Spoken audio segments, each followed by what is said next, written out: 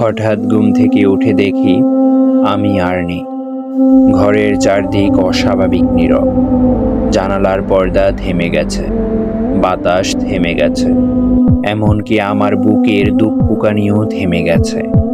বিছানার একপাশে আমি পড়েছিলাম, কিন্তু যে পড়ে আছে সে আমি নই। দেয়ালের ঘড়ির কাঁটা তখন নিশুতি রাতের ৩টা ছুঁই ছুঁই। অদ্ভুত এক ঠান্ডা শীতলতা ঘর ভরিয়ে দিয়েছে। অন্ধকারে জানালার বাইরে কোনো এক অচেনা ছায়া নড়ছে। হালকা বাতাসের শব্দে কানে এলো ফিসফিসানি, তোমার সময় শেষ। বিছানার উপর নিজের নিথর দেহ দেখার অনুভূতি ভয়ানক। ঠোঁট নিস্তেজ, চোখ অর্ধেক খোলা। হঠাৎ করে জানালার বাইরে থেকে অদ্ভুত এক কালো ধোঁয়া ঢুকলো ঘরের ভেতর। তীব্র একটা গন্ধ।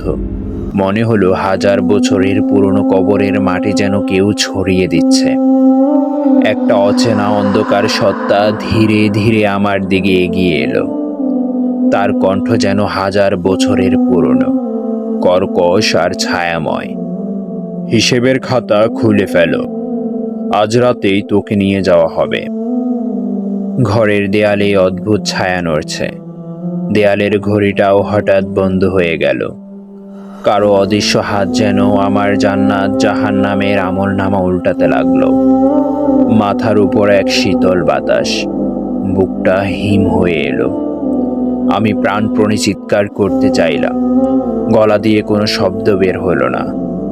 মনে হলো চারদিকের দেয়াল ঘন অন্ধকার হয়ে আসছে। ছাদের দিকে তাকাতেই ভেসে উঠল এক ভয়ানক মুখ, ভয়াবহ কালো, শূন্য চোখের কোঠর। সে বলল, তোমার দুনিয়া শেষ, আর কোনো তওবা নেই। শরীর কাঁপতে কাঁপতে অন্ধকারে ডুবে গেলাম। কে জানে, হয়তো এটাই সেই মৃত্যু, যেখান থেকে আর কোনো ফেরার অবকাশ নেই, কিংবা এর পরেও হয়তো আরো ভয়ঙ্কর কিছু অপেক্ষা করছে।